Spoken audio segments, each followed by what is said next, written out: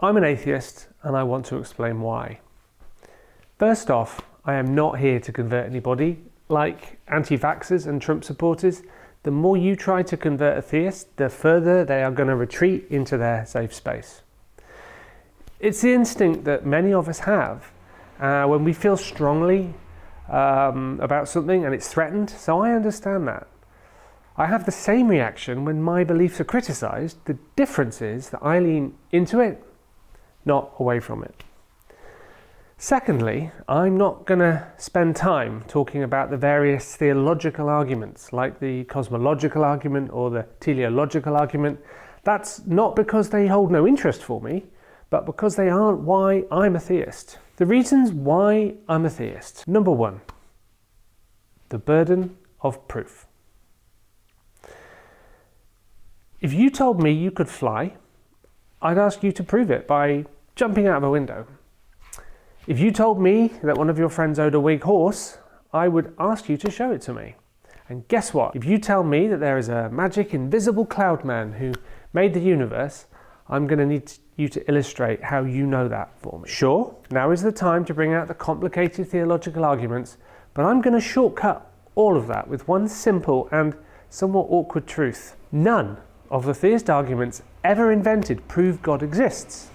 And you want to know how I know that? And it isn't because I've read and understood them all, there are thousands. If there was an argument that clearly and irrefutably showed a God existed, then we'd all be religious. All sensible people agree that 1 + 1 is 2. There is actually a 1,000-page proof of that called the Principia Mathematica if you want to read it. Likewise, we all accept the Earth orbits the Sun. There are facts established by an overwhelming body of evidence and reason to the point where most of us have just stopped questioning it. The existence of God cannot be found using evidence, and the reason for this is because religion requires faith. Without an element of faith, religion becomes an evident truth, and we'd all believe it. Take this thought experiment. Imagine one day there was a thunderclap in the sky, and everyone on Earth saw a figure fly down from the sky and sit squarely in front of them. In every language, the figure spoke to each person at once and told them that it was a God who created the universe, and they could answer any questions they had.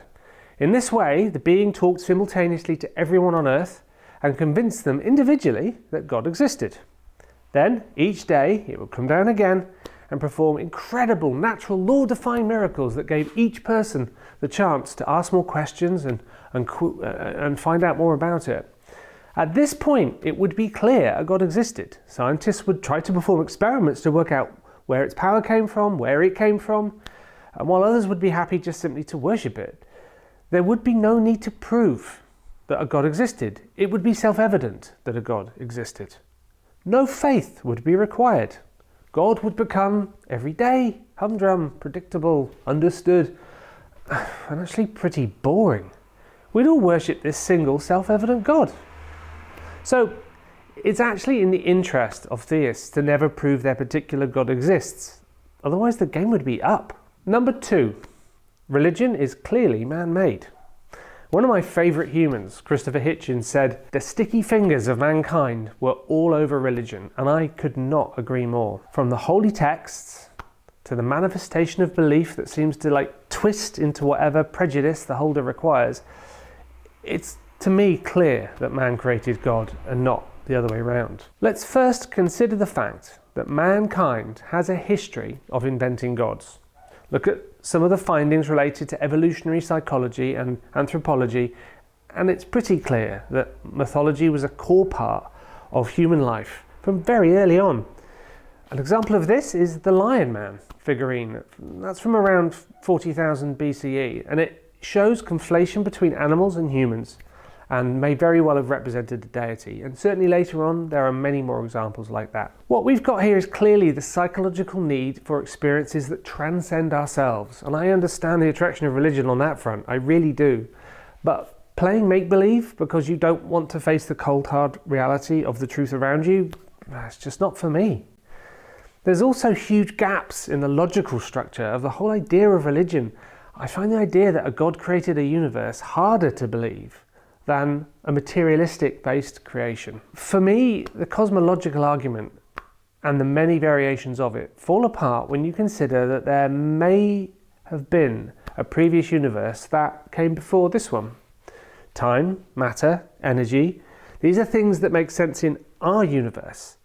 That previous universe may have had other properties that we can't even comprehend, but an event in that one caused this one. Once you disregard the physics of our universe, you no longer need a prime mover to explain the existence of this universe. There is also something very odd in a God creating a universe, waiting 9 billion years,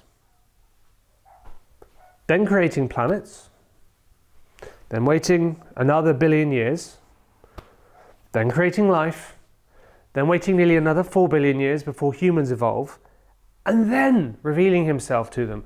Like, that isn't much of a plan. It seems more like what you'd get if you just left everything to chance. Also, why bother with pre-hominid evolution stages? What was the first being to be considered a human? And why did God not reveal himself at that point, plainly and clearly? Why all the cloak and dagger? I suppose this is why some theists cling to the legendary progenitor and young earth theories. Then we have the effects of God on our everyday life. Why does he choose to get involved in some things and ignore others? I find the whole problem of evil argument very persuasive. As Sam Harris says, God is either impotent, evil, or imaginary. Take your pick and choose wisely. From a reason-based perspective, there is no fourth option. This argument can be best shown by asking the following question. Why does God hate amputees? Faiths that believe in direct intervention, and that is to say theists, often say their God cured physical maladies like lameness or cancer. Yet God never grows back limbs. Not once in the entire history of the world has God seen fit to grow back an eye, arm or leg that was previously missing. This is exactly what we'd expect to see if there was, in fact, no God. Or perhaps God's favoured species are actually meerkats, who are immune to cancer.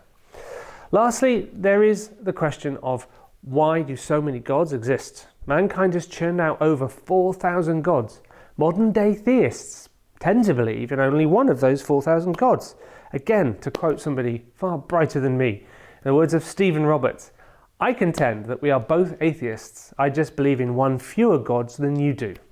When you understand why you dismiss all the other possible gods, you will understand why I dismiss yours. Number 3, the stuff they come up with. I know a range of theists from diverse denominations, and they all have one thing in common. They are willing to believe things that simply don't make sense. I've got a Catholic friend, and I'm not trying to upset people here, I promise you I'm not. I've got a Catholic friend, and he genuinely believes in the miracle of transubstantiation. He's not stupid, or dim-witted, or mad, yet he really does think that every Sunday, all over the world, bread and wine is transformed into the blood and flesh of a human 2,000 years dead. Sure, he'll talk about substance and accidents, but when it comes down to it, we all know transubstantiation is crap. Even if we won't admit it openly. I'm not trying to be offensive, I'm not. But come on, no adult should believe things like this. Come on, please be honest about that. All my theist friends have similar beliefs in some orthodoxy. Winged horses, virgin births, resurrection. It all amounts to the same thing. It's a shared fiction. I'm well aware I also believe in some shared fictions. The value of money is an example. But unlike my theist friends, I'm willing to admit in their fictitious nature. In my opinion, Catholics have, with their insistence in sticking with the transformation, created a problem for themselves. Modern science can show without any doubt there is no change in the atomic makeup of bread and wine after it's been blessed. Their version of events is simply not true. Now, I said at the beginning of this video I don't want to try to convert anyone, and that's true, but only because attempts at such are usually drawn out and ultimately unsuccessful and pretty unfulfilling for nearly everybody.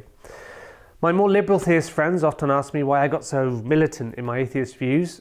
It's just my personal beliefs. Why don't you live and let live, they ask me. The answer to this lies in the effect of religion on the world. Heads are separated from bodies, women and children are whipped, and lives are ruined. There is beauty and goodness in religion, but it's not an inherent property. That goodness and beauty can and does exist without religion. The benefits of religion simply don't outweigh the costs. I'm not saying all theists do harm, but enough do that we'd be better off without any religion. My aim is to do what I can to rid the world of religion. The tools I have at my disposal are humour and reason. If I can convince one person to bring up their child with a hardened protection against theism, then I will feel I have achieved something. Thanks for watching this video. Now you know a little bit more about me. Why not tell me a little bit more about you and what you think about religion in the comments underneath. And if you've enjoyed this video, please do like it and subscribe. It really does help grow a channel. I'll see you next time.